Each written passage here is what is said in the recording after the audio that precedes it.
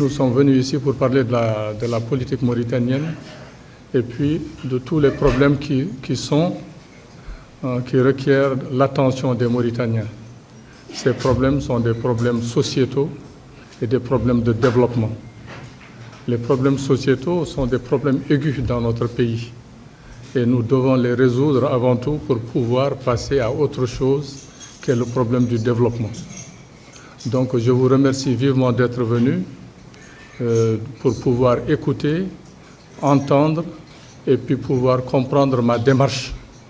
Parce que c'est une démarche que j'ai entreprise depuis plus de 2 décennies déjà et que je voudrais partager avec les Mauritaniennes et les Mauritaniens. Cette démarche concernera avant tout la jeunesse mauritanienne et les femmes mauritaniennes, la jeunesse mauritanienne et les femmes mauritaniennes. Parce que ces 2 éléments sont au centre justement des problématiques mauritaniennes et du développement mauritanien. Sans ces deux aspects, il faudra savoir que la Mauritanie ne pourra pas bouger. Et nous avons besoin d'une Mauritanie forte, d'une Mauritanie unie, d'une Mauritanie prospère pour pouvoir avancer dans le concert des nations. À l'heure actuelle, les problématiques sont difficiles, que ce soit dans notre pays ou dans notre entourage propre. Et pour ça, nous avons besoin de tous. Et nous avons justement une loi programmatique qui va être détaillée tout au long justement de cette conférence de presse pour faire comprendre aux Mauritaniens et aux Mauritaniennes notre vision prospective de la Mauritanie de demain. Donc cette candidature, c'est une candidature réfléchie depuis très longtemps. Voilà, ce n'est pas une candidature de la dernière minute. Je réfléchis à ce programme depuis plus d'1 décennie, 2 décennies, disons-le. Je suis en train de rédiger depuis fort longtemps les stratégies de développement de mon pays. Et puis c'est des stratégies à long terme. Ce n'est pas des stratégies de 3 à 5 ans, mais c'est des stratégies à très long terme. 20 ans, 30 ans, 50 ans. Vous comprenez? Je suis un économiste, je regarde loin. Je regarde en perspective. Je ne suis pas quelqu'un qui fait du ramassis, qui regarde pour 1 année, pour 5 ans. Non. Moi, je regarde pour la Mauritanie, pour les 20 prochaines années, les 30 prochaines années, les 50 prochaines années. Que sera la Mauritanie dans 100 ans? Vous voyez? Donc, j'y réfléchis depuis plus de 2 décennies déjà. Et puis, moi, je ne suis jamais en acquaintance avec un gouvernement. Jamais. Les présidents successifs, j'en ai rencontré un. C'est lorsque nous étions venus ici pour la réconciliation nationale en 2006 avec Elie Mohamed Val. On l'a rencontré. Vous comprenez? On était venus pour la réconciliation nationale. Les autres présidents, je ne les ai jamais rencontrés. Moi, je suis un homme pragmatique, un homme réaliste, un homme qui veut le bien de la Mauritanie et qui regarde loin pour la Mauritanie. Voyez-vous? Donc ça, il faudra que ce soit clair dans l'esprit de tout le monde et puis qu'on sache que je suis un homme de principe, pragmatique, réaliste et puis légaliste. Et puis les problèmes sociétaux, c'est des problèmes que tout le monde connaît ici en Mauritanie. C'est les problèmes du passif humanitaire, les problèmes qui sont liés justement au mal-vivre en Mauritanie, les problèmes qui sont liés par exemple à la discrimination, à l'injustice sociale qui sévissent en Mauritanie. Ça, aucun Mauritanien ne peut dire qu'il y a la justice, il n'y a pas de discrimination ou bien que le passif humanitaire a été résolu. Le passif humanitaire n'a pas été résolu.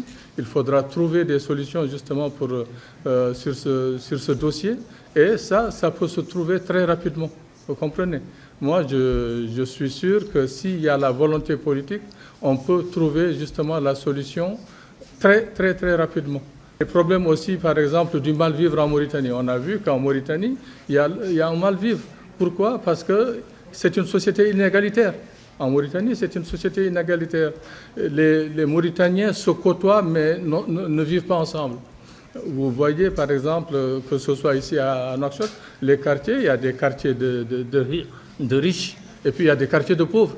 Quand vous allez dans certains quartiers, vous ne verrez jamais les mêmes communautés. Ça, c'était des problèmes à combattre.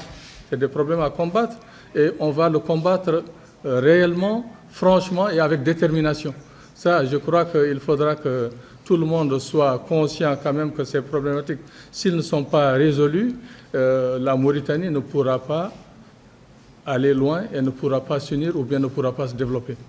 Les Mauritaniens, comme vous le voyez, la plupart du moins, ou bien 90%, vivent très mal, très mal. Et puis ça, ce n'est pas normal. Pour une population de 5 millions d'habitants, un pays qui regorge de richesses, et il y a la pauvreté qui sévit dans ce pays. Et ça, c'est un problème à combattre franchement et avec détermination.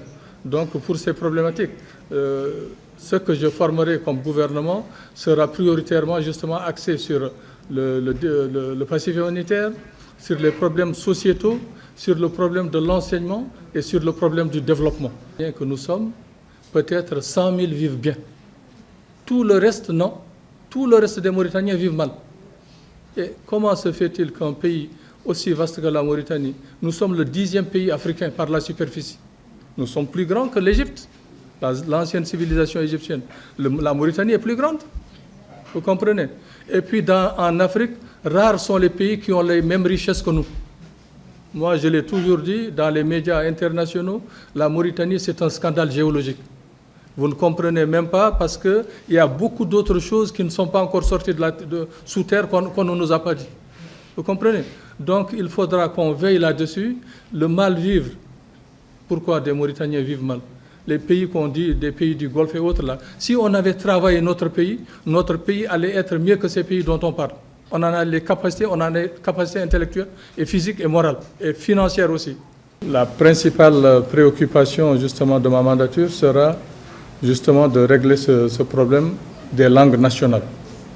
Les langues nationales, c'est un problème qui se pose. Nous avons l'arabe comme langue officielle. Les autres langues nationales que sont le Wolof, le Soninké et le Pulaar doivent être enseignées et après ça se traduira comme des langues de travail. Une langue, quand elle est nationale, on travaille avec. On ne peut pas dire que c'est une langue nationale et puis on la met de côté. Chaque langue, il faudra que tout le monde sache et comprenne que chaque langue est porteuse de connaissances et de sciences.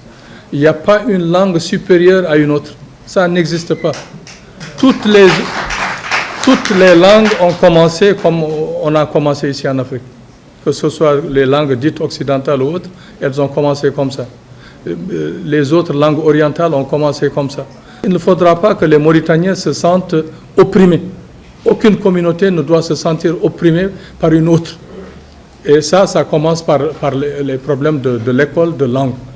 Les problèmes linguistiques, on va les résoudre convenablement.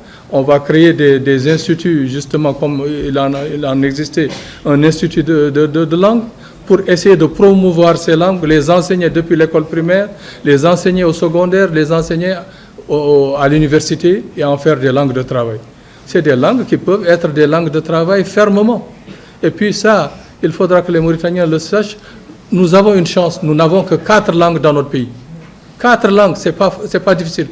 Et puis la majeure partie des jeunes Mauritaniens parlent 3 ou 4 langues. Parce qu'ils sont entre eux. Ils sont entre eux. Quand les jeunes sont entre eux, ils parlent. Le langage, pour un enfant, c'est très facile. C'est un terrain de jeu. C'est un terrain de jeu et ça, il faut que les Mauritaniens le sachent, le comprennent et puis aussi l'intègrent dans leur subconscient parce que c'est important. Il ne faudra pas qu'il y ait une communauté qui ait peur que les autres langues soient enseignées. Bien au contraire, parce que ça va renforcer la nation et ça va en faire une nation forte, dynamique et qui va vers le progrès. Parce que s'il y a des opprimés ou des gens qui se sentent abandonnés ou bien autres, ça veut dire qu'ils vont se dire qu'on n'a rien à perdre et puis tout peut arriver.